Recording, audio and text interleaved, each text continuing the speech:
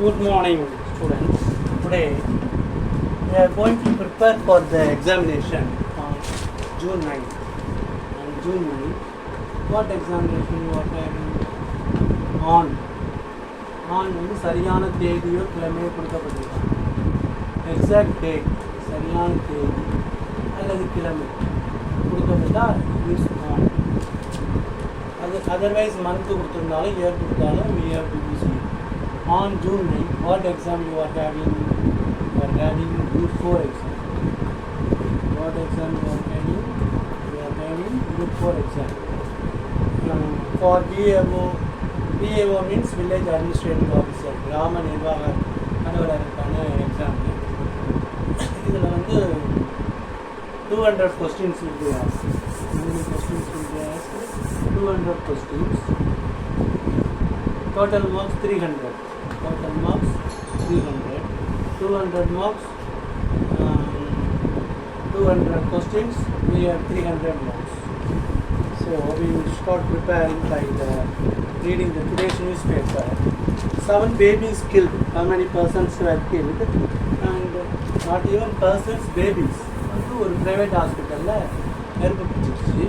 அதில் வந்து என்னென்னலாம் ஃபயர் எக்ஸிட். இப்போ வந்து ஒரு பிளானிங் பில்டிங் வந்து பிளான் பண்ணும்போது இன்கேஸ் ஆஃப் ஃபயர் எக்ஸிட் நெருப்பு வந்துச்சுன்னா நம்ம எப்படி தப்பிச்சு போகிறது அப்படின்னு ஃபயர் எக்ஸிட்னு ஒன்று வைக்கணும். அது வைக்காமல் கட்டியிருக்காங்க. அது வந்து சிவில் இன்ஜினியரிங் பாடத்தில் ஒரு சிலபஸாக இருக்குமா அதெல்லாம் என்னன்னு தெரியல. இல்லைன்னா ஹாஸ்பிட்டல் அந்த மாதிரி ரொம்ப பேர் கூடியிருந்த இடத்துல ஃபயர் எக்ஸிட் வைக்காமல் இருந்திருக்காங்க. அண்ட் அதுக்கு மென்ஷன் டு தட் ஃபயர் எக்ஸ்டிங்விஷர்ஸும் இருக்குது. ஃபயர்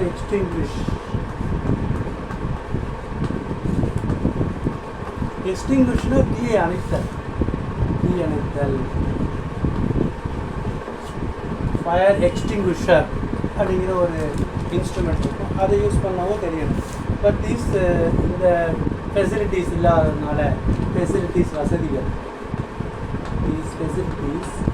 ஃபெசிலிட்டி அப்படின்னா வசதி. ஃபெசிலிட்டேட்னா மேக் ஈஸி. ஃபெசிலிட்டிலேருந்து வருது facilitate means make easy. Facilitation and felicitation. I want to draw the difference between the two words. Felicitation அப்படின்னா மேக் ஈஸி. ஃபெசிலிட்டேட் இப்போ வந்து 2 கிலோமீட்டருக்கு ஒரு ஸ்கூல் வைக்கிறாங்க. So facilitate the learning of rural schools. ரூரல்னா கிராமம், அர்பன்னா நகரம், செமி அர்பன் அப்படின்னா புறநகர் பகுதி. The facilitate means to make easy, சுலபமாக்குறது. ஃபெசிலிட்டேட். இப்போ டீச்சர்ஸ் என்ன சொல்கிறாங்க? They are not teachers, they are facilitators. ஃபெசிலிட்டேட்னா சுலபமாக்குறது. ஃபெலிசிட்டேஷன் அப்படின்னா கல்யாணத்தில் வந்து ஒருத்தர் வாழ்த்து பேசுவாங்க. அது வந்து felicitation. You know the difference between two words.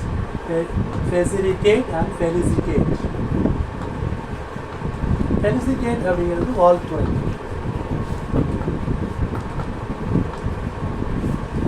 இது மாதிரி இங்கிலீஷில் எக்கச்சக்கமான நியூவான்சஸ் இருக்குது. ஒரு மோர் தென் 100 வேர்ட்ஸ் இருக்குது. இப்போ ஸ்டேஷ்னரி அப்படிம்பாங்க. ஸ்டேஷ்னரி அப்படின்னா எழுதுபொருட்கள், பேப்பர், பேனா, பென்சில், இதுக்கு பேர் ஸ்டேஷ்னரி. அது சமயத்தில் வந்து ஒரு ஓடாத வேன் இருக்குதுன்னா ஸ்டேஷ்னரி வேன். இப்போ நின்று கொண்டிருந்த வேனின் மீது கார் மோதியது. எப்படி இங்கிலீஷில் சொல்கிறதுனா கார் டேஷ். கார் ரேம் வேகமாக இருந்ததுன்னா ரேம்டுங்கிற வேலை. Car rammed into standing van. ஒரு வேன் வந்து இன்னும் ஓடாமல் அப்படி வருமா? அதான் வர ஸ்டாண்டிங்னா தமிழில் உள்ள வார்த்தையை அப்படியே போடணும். ஸ்டாண்டிங் வேன் கிடையாது. Instead you have to use the word stationary. ஸ்டேஷ்னரினா அசையாமல் ஒரு இடத்துல நிற்கிற வண்டிக்கு பேர் stationary. Not standing van, it should be stationary. அப்போ இங்கே என்ன ஸ்பெல்லிங்? STATION. ஏ ஆர்வல். ஏ வந்துச்சுன்னா ஓடாமல் நிற்கிற வண்டின்னு அர்த்தம். இதே ஏக்கும் பதிலாக ஈ போட்டால் எழுது பொருளை பிடிக்கும். ஆனால் இது மட்டும் ஒன்று தான், ஸ்டேஷன். ஆனால் ERV ஸ்டேஷனர்னு போட்டால் எழுது பொருளை பிடிக்கும். What does it refer to? எழுது பொருள்னா பேப்பர், பேனா, பென்சில், இது எல்லாமே எழுது பொருள் தான். Now we know the difference between stationary and stationary. A போட்டால் ஓடாத வண்டி அப்படின்னு நிற்கிறது. Stationaryனா எழுதி போடுறது. That's the difference. Now we will see the newspaper. 7 babies killed in Delhi hospital. டெல்லியில் உள்ள ஒரு மருத்துவமனை விபத்தில் தீயில் வந்து 7 babies were killed. How many babies were killed? 7 babies killed in Delhi hospital fire.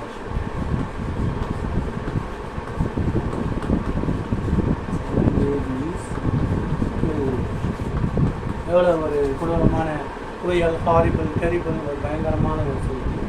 It affected my heart and also your heart also. 7 babies killed in fire accident. இப்போ இந்த ஹாஸ்பிட்டலுடைய empty Naveen அப்படிங்கிறவரை arrest பண்ணியிருக்காங்க. In addition to that Akash duty டாக்டரும் arrest பண்ணியிருக்காங்க. இதில் என்ன reason அப்படின்னா, the license of the hospital had expired. எக்ஸ்பயர்னா காலாவதி ஆகிடுது. the license the hospital expire அப்படின்னா காலாவதி ஆகிடுது. அதில் மனிதன் செத்து போனால் எக்ஸ்பயர். பொருளாக இருந்ததுன்னா எக்ஸ்பயர்னால் அதனுடைய பவர் கிடையாதுன்னு அர்த்தம். எக்ஸ்பயரி டேட் அப்படின்னு சொல்கிறாங்கல்ல மருந்து மாற்றி. இந்த license of the hospital had expired in March 2024. திருப்பி லைசன்ஸ் கொடுத்துருக்காங்க. though the license was issued for only 5 beds. 5 படுக்கைகள் தான் வச்சுருக்கணும். there were 12 beds when we inspected the site. adding that Akash, the doctor on duty, only had a degree in Ayurvedic medicine and was not qualified to provide neonatal intensive care. However, he is not an allopathy doctor, he is an Ayurvedic doctor. He was not qualified to give neonatal. Neonatal na பிறந்த குழந்தை. neonatal பிறந்த குழந்தைங்களுக்கு வந்து treatment பண்ணுறதுக்கு அவர் is not qualified. neonatal அப்படிங்கிறாங்க.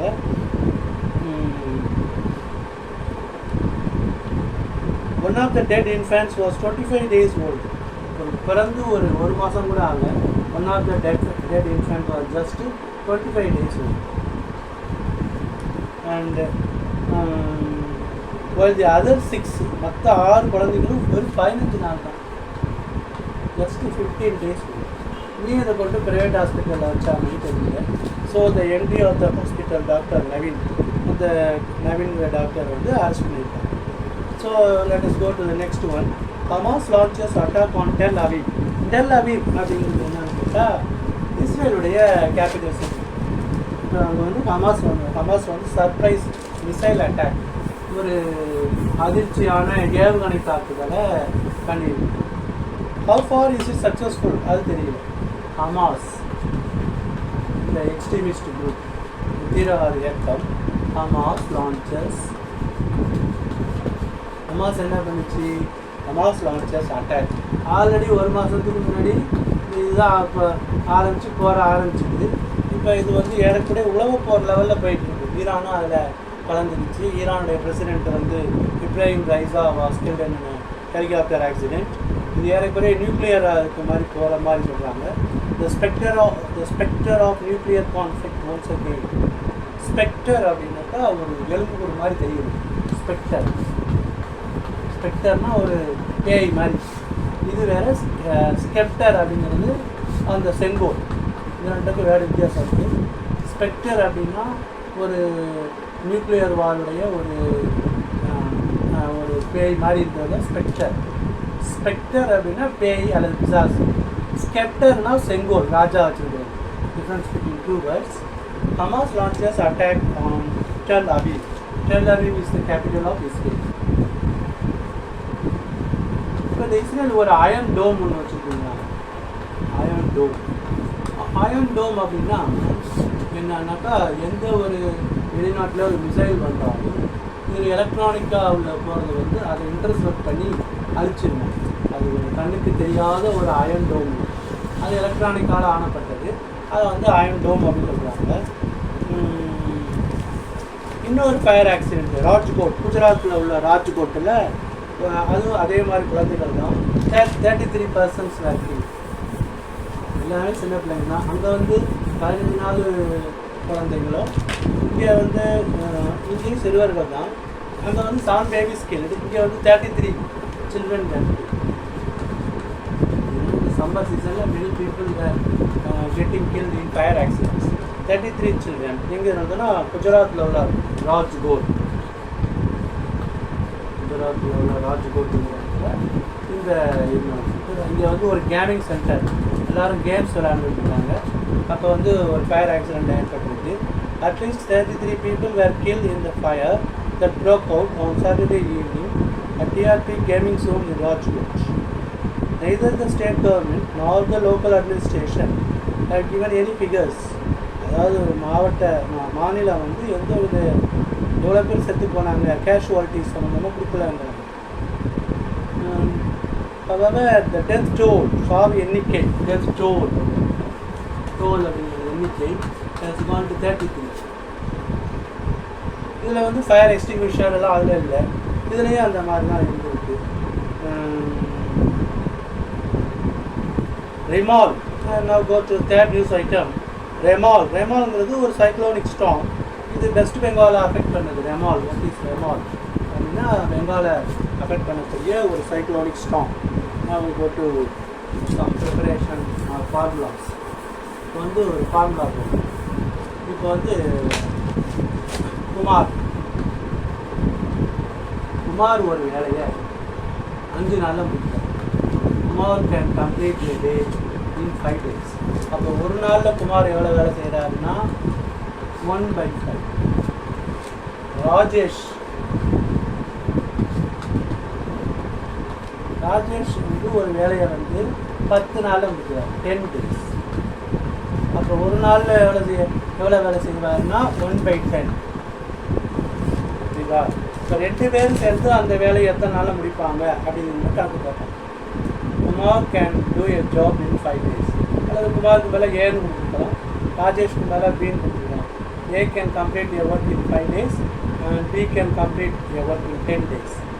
Both of them can complete a work in how many days? ஒரு வேலையை 2 பேரும் சேர்ந்து எப்படி முடிப்பாங்க அப்படின்னா, ஒருத்தர் ஒரு நாளைக்கு எவ்வளோ வேலை செய்வாங்களோ அதை கண்டுபிடிக்கணும். அது 2த்தையும் கூட்டணும். குமார் ஒரு நாளைக்கு 1/5 செய்வான், இவன் வந்து 1/10. அப்போ 2த்தையும் கூட்டணும். 1/5 + 1/10. இது வந்து இதுதான் நியூமரேட்டர், இது டினாமினேட்டர். இந்த டினாமினேட்டர் ஒன்றா இல்லைன்னா எல்சிஎம் எடுக்கணும். எல்சிஎம் வந்து உங்களுக்கு 10ன்னு வரும்.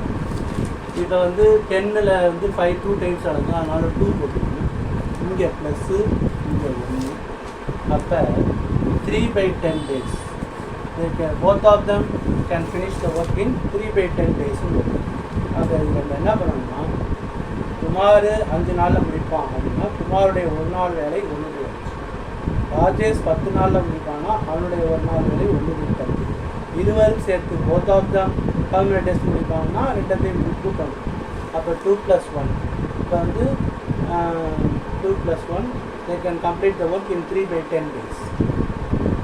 அப்படி 3/10 அப்படின்னா நம்ம அடிச்சு போட்டோம்னா ஸோ இந்த மாதிரி தான் அது போடணும். அந்த another formula simple interest. Simple இன்ட்ரெஸ்ட்டுக்கும் உங்களுக்கு ஃபார்முலா தெரியும். சிம்பிள் இன்ட்ரெஸ்ட் மீன்ஸ் தடிவட்டி. சிம்பிள் இன்ட்ரெஸ்ட்டுக்கு என்ன ஃபார்முலானா எஸ்ஐ.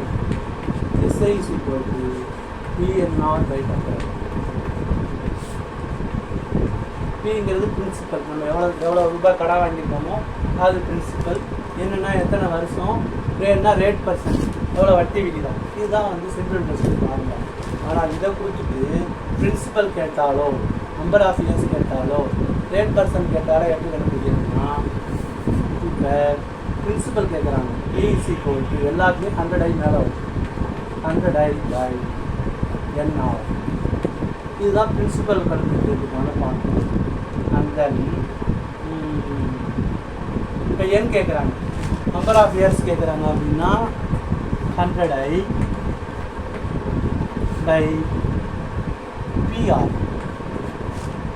ரேட் பர்சன்ட் கேட்குறாங்க, ஆர் கேட்குறாங்கன்னா rate percent is equal to 100i/PN. இந்த மாதிரி நம்மளுக்கு கண்டுபிடிக்க தெரியும். இப்போ நமக்கு என்ன தெரியும்னா SI = PNR/100 தான் வேணும். PNR பிரின்சிபல் என்னென்னா எத்தனை வருஷத்துக்கு, நம்பர் ஆஃப் இயர்ஸ், ஆறுங்கிறது ரேட் பர்சன்ட், வட்டி விகிதம். இந்த பிரின்சிபல் கேட்டால் P = எல்லாத்தையும் 100i தான் மேலே மனப்பாடம் பண்ணிக்கலாம். 100i by NR. N is equal to 100i by PR. R% is equal to 100i by PN. இதுதான் வந்து ஃபார்முலா. இது எல்லாரும் you have to memorise for the examination. இதை வச்சு நீங்கள் கணக்கு போடணும். அப்புறம் காம்பவுண்ட் இன்ட்ரெஸ்ட்டுக்கான ஃபார்முலா என்னன்னு கேட்டால், காம்பவுண்ட் இன்ட்ரெஸ்ட்னால் சிம்பிள் இன்ட்ரெஸ்ட்டு அடுத்த வருஷத்துக்கு பிரின்சிபலோட சேர்ந்து. Compound interest is equal to P into 1 plus R by 100 whole power n. இதுதான் காம்பவுண்ட் இன்ட்ரெஸ்ட்டுக்கான formula. Compound interest is equal to P into 1 plus R by 100 whole power n. என்னங்கிறது number of years, Pங்கிறது principal, ஆறுங்கிறது rate percent. அது இல்லாமல் arithmetic progression இருக்குது, ஏபின்னு சொல்லுவாங்க. அது கூட்டுத்தொகை. அரித்மெட்டிக் ப்ரோக்ரஷன், ஜியாமெட்ரிக் ப்ரோக்ரஷன்னா அது பெருக்கிட்டே போகும். இப்போ அதில் nth டேர்ம் கேட்பாங்க. அரித்மெட்டிக் ப்ரோக்ரஷன்னா என்ன? a plus a plus d, a plus 2d அப்படி போயிட்டே இருக்கும். அது அரித்மெட்டிக் ப்ரோக்ரஷன். அதோடைய nth டேர்ம் ஃபார்முலா என்னன்னா, nth டேர்ம்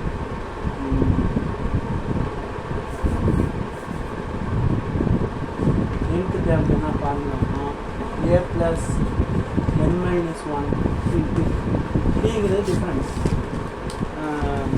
இதே வந்து ஜாமெட்ரிக் வந்து ஏபின்னா கூட்டுத்தொகை. ஜாமெட்ரிக் ப்ரோக்ரஷன்னா பெருக்கிட்டு போகும். அதுக்கு nth டேர்முக்கு என்ன பண்ணுவாங்கன்னா a பவர் r மைனஸ் 1.